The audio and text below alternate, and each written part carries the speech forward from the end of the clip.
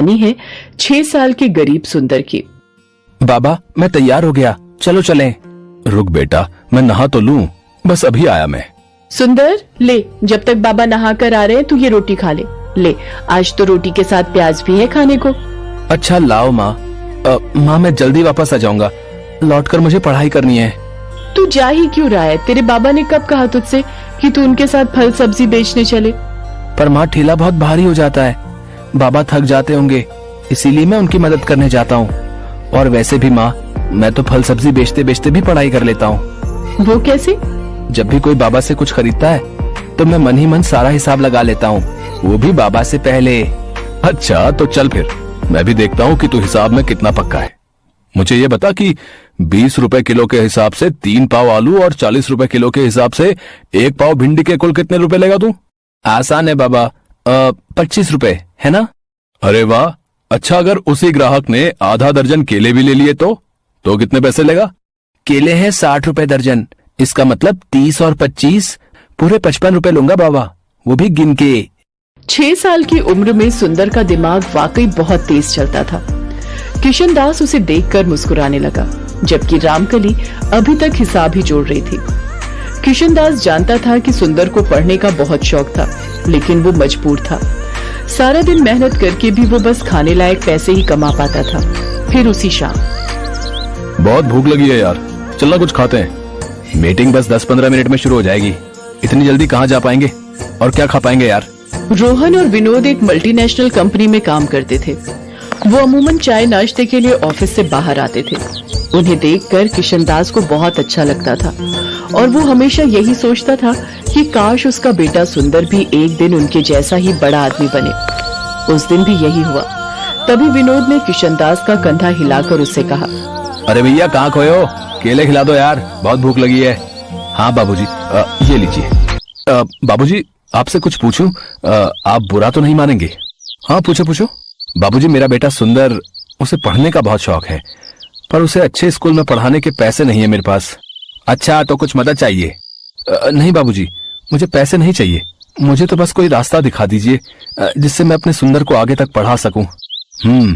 तुमने right to education का नाम नहीं सुना क्या? क्या है ये? सरकार गरीबों के बच्चों के लिए हर स्कूल में 25% सीटें आरक्षित रखती है, जिसके तहत गरीब बच्चे वहां पढ़ सकते हैं और उनकी फीस सरकार भरती है। विनोद और रोहन की बात सुनकर किशन दास में उम्मीद जगी और फिर किस्मत ने भी सुंदर का साथ दिया। शहर के एक बड़े स्कूल में आरटीआई के तहत सुंदर आऊं। बिल्कुल राजा बाबू लग रहा है मेरा बेटा। बाबा देखना, अब मैं खूब पढ़ाई करूंगा और एक दिन बहुत बड़ा आदमी बनकर दिखाऊंगा। जिस स्कूल में सुंदर को सीट मिली थी, वहाँ शहर के सबसे अमीर घरों के बच्चे पढ़ते थे। इन्हीं में से एक था विकी, जो नामी सेठ सूरजमल का बेटा था। अमीरी के घमंड में चूर विकी हर वक्त बस अपने पैसों की धौंस दिखाता रहता था और अब सुंदर उसका नया शिकार बनने वाला था। अरे वाह, ये क्लास तो कितनी अच्छी है।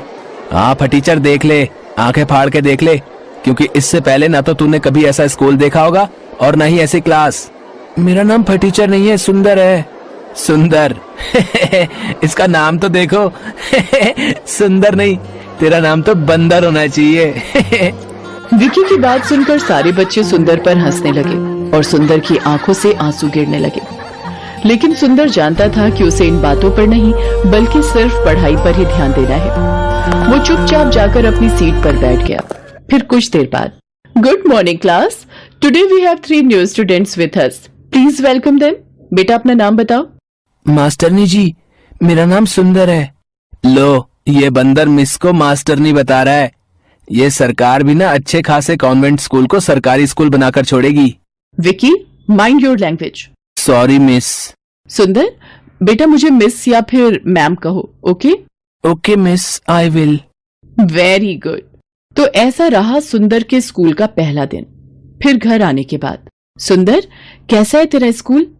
माँ बाबा बस पूछो मत, इतना बड़ा स्कूल, इतना बड़ा मैदान, इतना साफ कि क्या कहूँ, इतने सारे झूले और बहुत अच्छी मास्टरनी, मेरा मतलब है कि मिस।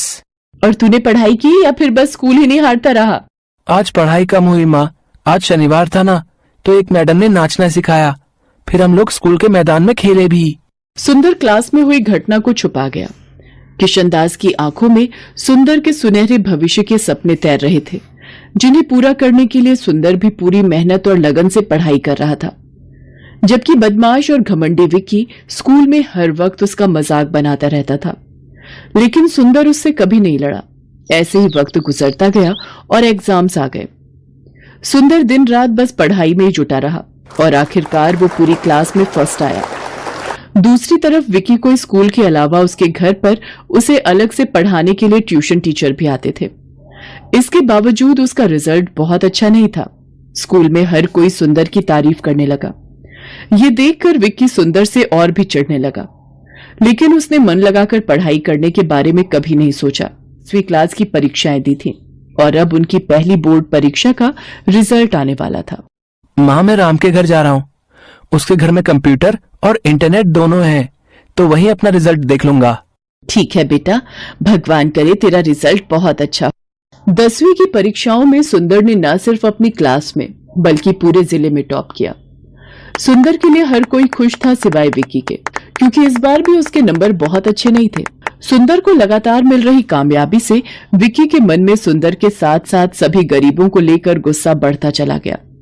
फिर कुछ और साल बीते। विक्की और सुंदर दोनों ही अब यूपीएससी की तैयारी कर रहे थे। दोनों ने लिखित परीक्षा पास कर ली थी और अब बारी थी फाइनल इंटरव्यू की।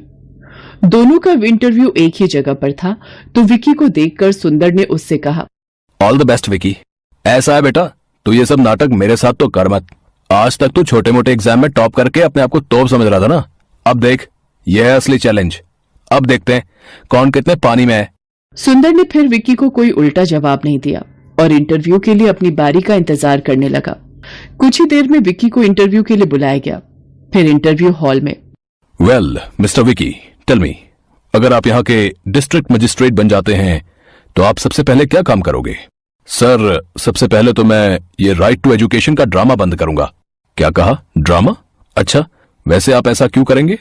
अरे सर, हमारे पेरेंट्स लाखों रुपए खर्च करके जिस स्कूल में हमें पढ़ाते हैं, वहां ये गरीब और चीप सोसाइटी के लोग हमारी बराबरी करने लगते हैं। बिलीव मी, इससे पूरा माहौल खराब हो जाता है।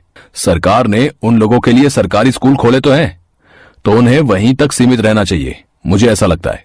ओके, इसके अलावा? इसके अलावा मैं एक काम और करूंगा। ये जितने फालतू लोग अपने ठेले लेकर बेवजह रोड को घेरे खड़े रहते हैं, मैं उनका भी इंतजाम करूंगा। असल में रोड पर इन्हीं की वजह से ट्रैफिक जाम होता है। ओके मिस्टर विकी, अब आप जा सकते हैं। अगली बारी सुंदर की थी। इंटरव्यूअर ने उससे भी वही सवाल पूछा जो विक्की से पूछा था। सर, अगर मुझे ये सौभाग्य मिलता है तो मैं सबसे पहले ये कोशिश करूंगा कि राइट टू एजुकेशन के तहत कुछ और सीट्स बढ़ा सकूं। क्यों? इससे क्या होगा? सर, इसी कोटे की वजह से आज एक गरीब का बेटा इस लायक हुआ है कि आपके सामने बैठ सके। मैं बस यही चाहता हूं कि मेरी तरह हर किसी को यह मौका मिलना चाहिए। ओके, और एक बात और बताइए, ये रोड पर ट्रैफिक जाम और ये स्ट्रीट वेंडर्स को कैसे डील करेंगे? सर, मैं कोशिश करूंगा कि सभी वेंडर्स के लिए किसी सरकारी जगह का इंतजाम कर सकूं, जहां वो अपना सामान आराम से बेच सकें। अच्छा, तो आप सरकारी जमीन मुफ्त में बांटोगे? नो सर, पर हाँ, ये कोशिश जरूर करूंगा कि उन लोगों से जितना कम हो सके उतना न्यूनतम किराया लिया जाए, ताकि सरकार के राजस्व में भी बढ़ोतरी हो और गरीबों को धूप और बारिश से बचकर अपनी रोजी रोटी कमाने का पूरा मौका मिले।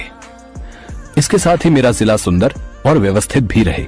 सुंदर और विक्की की सोच का यही अंतर आखिरकार उस कामयाबी की नींव बना जो इस इंटरव्यू के बाद सुंदर को मिली।